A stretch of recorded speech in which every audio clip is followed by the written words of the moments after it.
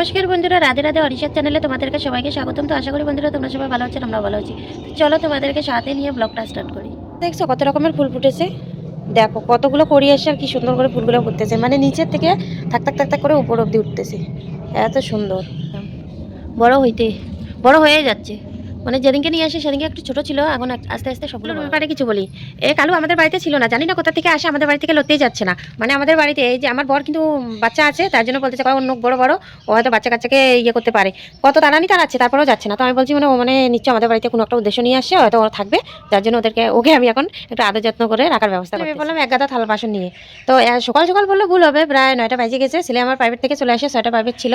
তো ভাতগুলো খেয়ে নিল, রাতের ভাজে ছিল জানোই তো, গরম করে দিয়ে ওগুলো খেয়ে নিল।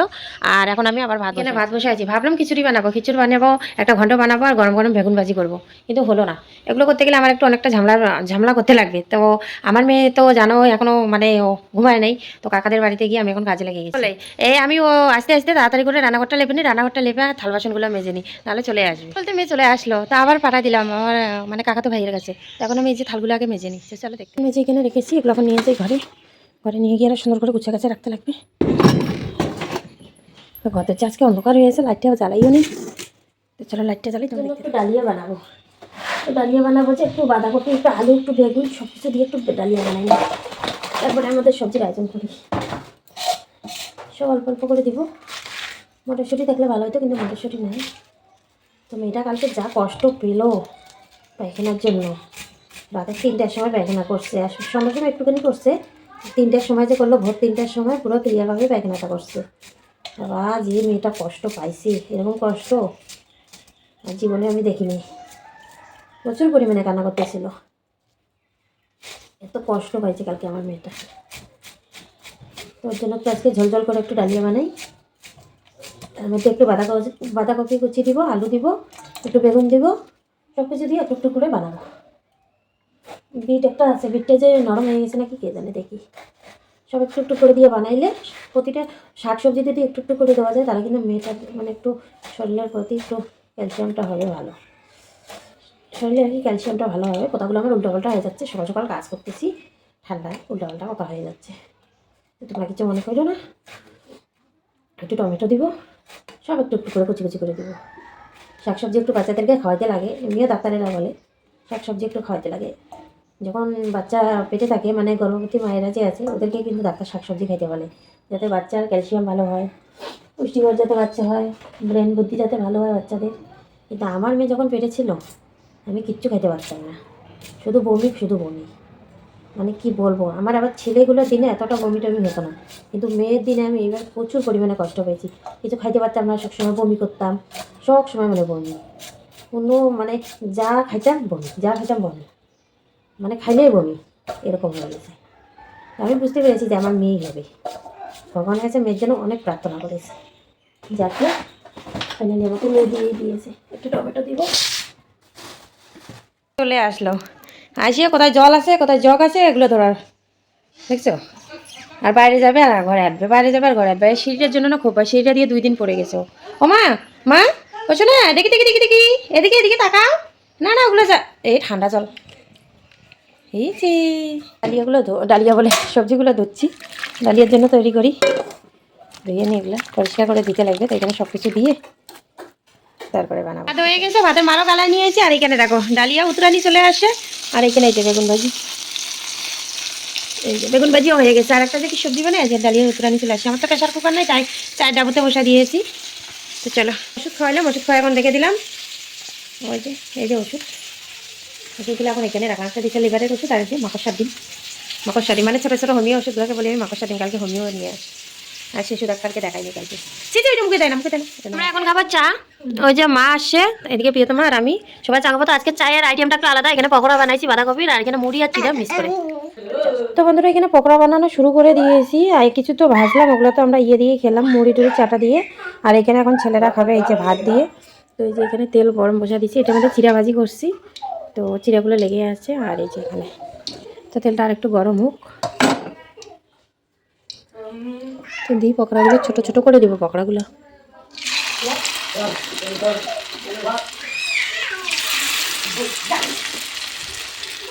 এরকম করে গরম ভাতের সাথে বা গরম চায়ের সাথে পকোড়া খাইলে সকাল সন্ধ্যা খাইলে কিন্তু খুব স্বাদ লাগে। তো আমি তো বাচ্চার জন্য বানাইতে পারি না, আগে ভ্যারাইটিস রকমের জিনিস বানিয়ে খাইতাম, কিন্তু এখন আর পারি না। ছোটো ছোটো বাচ্চা থাকলে কখন তাড়াহুড়ো করে কাজ করে খালি হাত ধরে বসে থাকবো, মেখে নিয়ে থাকবো, ওই চিন্তায় থাকি। তো কোনো রকম আর কি সবজিগুলো বানায়, তো দিয়ে দিচ্ছি এখানে অনেকগুলো। চলো, তো দেখো আমার মেয়ে ঘুমাইলো, কিছু করলো মানে ঘুমাইলো, ঘুম থেকে আবার উঠে গেল। তো মেয়েকে টিকি বাঁধিয়ে দিয়েছি, টুপি ছিল, টুপিটা খুলে টিকি বাঁধিয়ে দিলাম, আর সব লাল লাল মানে জামা কাপড়গুলো চেঞ্জ করে আবার ওকে ঘুম পাড়ায় দিয়েছি, তারপরে ঘুমাইলো। এবার ঘুম থেকে উঠে গেল, কিন্তু আমার এখনো স্নান হলো না।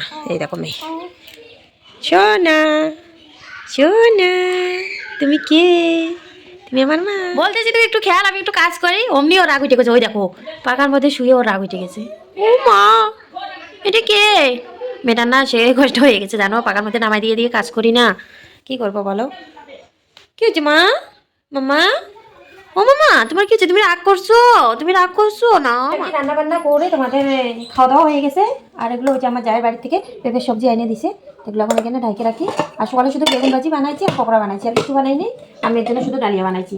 তো এখন এগুলো একটু গোটা গাটা রাখে, এই যে এখানে কালো কড়াইয়ের সবজি ছিল, এটা এখন মেজে নিই, এটা মেজে নেওয়া হয়নি। তো ওগুলো একটু মুছে মুছে রেখে দেবো। আর মেয়েটাকে ঘুম পাড়াইলাম খানিক, মানে 10-15 মিনিট ঘুমাইলো নাকি, উঠে গেছে। তো যাকে এগুলো জল পড়ে আছে, এগুলো একটু মুছে তারপরে একটু গরম জল করে আমি একটু স্নানটা করে নিই। ওনার কোনো স্নান করে নিই, তাতেই মেয়ে আমার ওইটি একবারে মহারানী হাজির হয়ে গেছেন। আর টুকিটাকি এগুলো তো কাজ থাকেই, এগুলো করতে লাগে। যতবারে রান্না করে আসবো ততবারে লেপা মুছা ধোয়া কাছে এগুলো করতে করতে কিন্তু সময় আমাদের অনেকটাই চলে যায়। তো মানে কি বলতো, সংসারের কাজ কিন্তু দেখা যায় না, মানে বাইরে যেগুলো করে ওগুলোতে যাওয়া আসা করে দেখা যায়, কিন্তু সংসারের কাজ ছোটোখাটো কাজ কিন্তু সারাদিন লেগে থাকে, সারাটা দিন লেগে থাকে ছোটোখাটো কাজগুলো। কিন্তু বাইরের মানুষ কিন্তু বুঝতে পারে না যে আমরা সংসারে কতটা কাজ করি। তখন বলে কি কাজ আছে, রান্নাবান্না খাওয়া দাওয়া, কিন্তু রান্নাবান্না খাওয়া দাওয়ার পিছনে কিন্তু অনেক রকমের কাজ থাকে আমাদের। তো একজন পাশের বাড়ির আছে, উনি মানে একটু কষ্ট করে ওনারা বলে তোমাদের হচ্ছে রান্নাবান্না খাওয়া দাওয়া আর কী কাজ। তো রান্নাবান্না খাওয়া দাওয়াই শুধু কাজ না, বাকি কিন্তু অনেক কাজ থাকে, যেগুলো কাজ আমরা অনেক ইয়ে করে করি, কষ্ট করে করতে লাগে। এই বাচ্চা কাচ্চাকে রেখেও কষ্ট করে করতে লাগে। তখন একবার অবশ্য গ্যাসটা মুছে নিয়েছি, মুছে রান্না চাপাইছি, আবার এসে ভাত উপরে বসে ডালিয়ে উপরে বসছে, পড়ার পরে আবার মানে কীরকম হয়ে গেছে গ্যাসের ওভেনটা। যাকে তখন আমি বলতে চাই কি, আমাদের দেখো অনেক ছোটোখাটো কাজ থাকে, এই কাপড় কাচো, ওই রান্না করো, এ বাসন মাজো, আবার বাচ্চা সামলাও, আবার মনে করো ঘর লেপো, বাচ্চা হয়তো কখনো হয়তো ঘরে পায়খানা পেচ্ছাপ করে দিচ্ছে, আবার পরিষ্কার করো। ছোটো বাচ্চাগুলো না থাকলে না গুছিয়ে কাজ করো, যেরকম করে কাজ করো ওইরকম করে কিন্তু থাকে, কিন্তু ছোটো বাচ্চা থাকলে না ওই গুছিয়ে কাজ করাটা হয় না। এই যে একটা কাজ করতে করতে বাচ্চাকে হয়তো আইনে দিচ্ছি, তখন আমাদের মনে করো কাজটা ফেলা রাখতে হলেও বাচ্চাকে ধরতে লাগে, তো এরকম করে আমাদের অনেকটা লেট হয়ে যায়, কিন্তু কেউ বুঝতে চায় না। এই যে এখন যেমন এই যে এই কাজগুলো করতেছি, আমার বাচ্চা কিন্তু নিচে আমার পায়ের পাশে। তো দেখো ছোটো একটা বাচ্চাকে নিয়ে কাজ করা যে কতটা কষ্টের, সেটা একটা মাই বুঝতে পারে। তো এগুলো কাজ তো না করলে হয় না। রান্নাবান্না করে তো আমি রান্নাঘর তো নোংরা করে রাখতে পারবো না, তাই না? আমাকে তো রান্নাঘর পরিষ্কার করতেই লাগবে, কারণ রান্নাঘর যদি নোংরা হয়ে থাকে না, নিজের থেকেও খারাপ লাগে। সব থেকে আমাদের মেয়ে মানুষের রান্নাঘরটা শোয়ার ঘরটা, এই দুইটা জিনিস কিন্তু সব থেকে এমনিতে পরিষ্কার করে রাখতে হবে। বাড়িতে পরিষ্কার করবোই, বাড়ির বাইরেটা পরিষ্কার না করলে নিজের থেকেও খারাপ লাগে, কিন্তু ঘরগুলো না সব থেকে বেশি আরও পরিষ্কার করে রাখতে লাগে। তো আমি না, যেটা সত্যি কথা, আমি পারতেছি না। আগে যেমন আমার সব সময় আমার মনে করো ঘর দুয়ার ফিটফাট ছিল, কিন্তু এখন আর করতে পারতেছি না। বাচ্চা সামলাবো না ঘরের ফ্যাশন করবো, তবুও যেটুকু করতে পারতেছি করতেছি, কিন্তু মেয়েটা আরেকটু আমার বড় হয়ে গেলে আবার আমি আগের জগতে ফিরে যাবো। কেন, এখন একা মানুষ যেহেতু, তাই পারতেছি না। তো এখন যদি আমাকে কেউ এসে নিন্দাও করে বা কেউ যদি 2-4টে কথা শুনে দেয়, তাহলে আমার কোনো ব্যাপার না। ওই দেখো এদিকে জল ফেলে দেখছো, ঠান্ডা জল মেয়েটার কানে টানে পড়ে কিছু মাথায় টাথায়, দেখো তো। ইস রে, এখানে কতগুলো কাপড় আছে, আরও কাপড় বাইরে হইতেই আছে। এই কাপড়গুলো আজকে ইচ্ছে করতেছে না ধোয়ার জন্য, কেননা আরও ঘরে আছে। তো এই দেখো রোদ নাই, কি মেঘলা মেঘলা হয়ে আছে, আরও কত ভিজা কাপড়, এখানে কত ভিজা কাপড়, এগুলো সব ভিজা। তো বন্ধুরা আমার স্নান টান হয়ে গেল, স্নান টান করে যে ছেলেরা খাইছে, তো তখন তো মেয়ের কারণে মনে করো ঘুম পাড়িতে তাড়াইতে ওরা খাইতে খাইতে থালা বাসন অনেকটাই জমা হয়ে গেছে। তো দেখো সারাদিনে বাচ্চারা একটার পর একটা বাচ্চা টুকি টাকি খাইতে থাকে, আর থাল বাসনও জমা হয়ে যায়। আর যখন ওরা মনে করো ভাত টাত খাবে, তাদের থাল বাসন জমা হতে থাকে, তো কিছু করার নেই, মারতেই লাগবে। তো এখন ওরা মনে করো সময়টি হয়েছে খেলার, তো ওরা দৌড়াদৌড়ি করে খেলাধুলা করে, যে ওদের কিন্তু বারবার করে খিদা পেয়ে যায়। তো ওরা সবসময় আসে খায়, ওরা তো ছোটো মানুষ না, ওরা তো আর মনে করো থাল বাসন মেজে রাখতে পারবে না। তো ওরা কি করে, ওই একটা খাইলো একটা রেখে দিল, আরও একটা খাইলে আর একটা রেখে, এরকম করে কিন্তু চলতে থাকে। আর আমারও বারবার এরকম করে মাছতে ইচ্ছে করে, আমিও বারবার করতে লাগে, আরও মনে করো বিরক্ত হয়ে যায়, যার জন্য কখনো কখনো ভাবি থাক একসাথে মেজে নিই। এই যে থাল বাসন জমা হয়ে গেছে, তো স্নান টান ছেড়ে আগে আমি থাল বাসনটা মেজে নিচ্ছি। তো এগুলো করে ভাবতেছি একটু বাঁধাকপির চারা নিয়ে আসছি, তোমাদেরকে একটু দেখাচ্ছি। তো এগুলো গাঁটতে যাইতে যাচ্ছি, এদিকে নিয়ে রান্না করতেছি। তো দেখি এগুলো করে কী করি রান্না মনে করে দেবো। তো যাকে থাল বাসন মাজা হয়ে গেল, তো নিয়ে আসলাম থাল বাসন এগুলো, তখন এগুলো গুটিয়ে গাটিয়ে রেখে দিই। আর স্নান করার পরে আমার শরীরটা যখন হালকা লাগে তখন কাজটা করতে সুন্দর লাগে, কিন্তু এই যে সকাল সকাল সব কিছু শরীরে যে ঠান্ডা করে উঠবো এটাই একটু আমার লেট হয়ে যায়। স্নান টান করে নিলাম, বাসি জামা কাপড় মনে করে চেঞ্জ করে নিলাম, এবার অনেকটা শরীরটা হালকা লাগতেছে।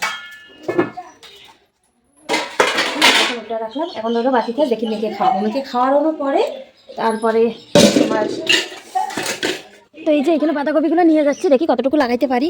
মেয়ে তো রান্না করতেছে, আর এখন একটা মামি নিয়েছে, আর আমি দেখি এগুলো কতটুকু গাড়াইতে পারি। চলো যাওয়া যাক, ওই যে এদিকে মাঠে গাড়াবো, তো এই জায়গাগুলোর মধ্যে গাড়াবো, এই যে এই জায়গাগুলো আছে এগুলোর মধ্যে গাড়াই দেবো বাঁধাকপি। বাচ্চা নিয়ে হয় না, আরও ঠান্ডা করতেছে না, আর এই বাঁধাকপিগুলো মাটির মধ্যে মনে করো গাড়াইতেও ঠান্ডা লেগে যাবে। যা একটু গাড়াইতে পারি গাড়াবো।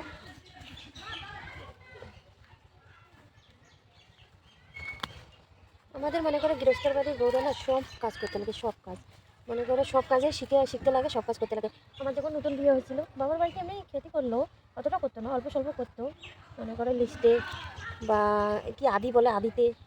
তো আমি ধরো আমি ধান সিদ্ধ করতাম না, তখন আমার মারাই ধান সিদ্ধ করে দিত, আর আমি ধানগুলো ঘেটে ঘেটে শুকাইতাম। বাড়ির রান্না বান্না যাবতীয় কাজ করেছিলাম আর কি।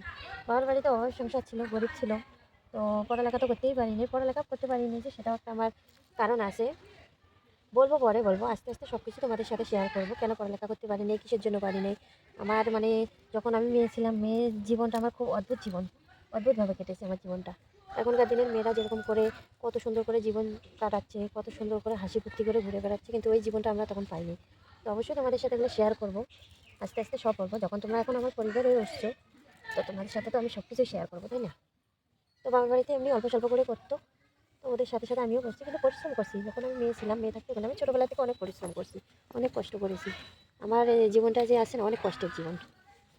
এখন হয়তো অত মাঠে ঘাটে যাইতে পারি না, কিন্তু নিজেরগুলোকে তো দেখতে লাগবে, তাই না? এখন হয়তো মনে করো কারা হাজিরা যাচ্ছি না, মাঠে গিয়ে কাজ করতেছি না, কিন্তু নিজেরগুলোকে তো করতে লাগবে, কারণ নিজের এটা সংসারের জন্য। আর নিজের সংসারের জন্য মানুষের কী না করে বলো? আমার কথা হচ্ছে অসৎ পথে না চলো, অসৎ কাজ না করো, সৎ পথে চলো, নিজের কাজ করো, নিজের কাজ করলে কিন্তু কোনো অসুবিধা নেই। তো নিজের যতটুকু কাজ ততটুকু আমাদের করতে লাগে।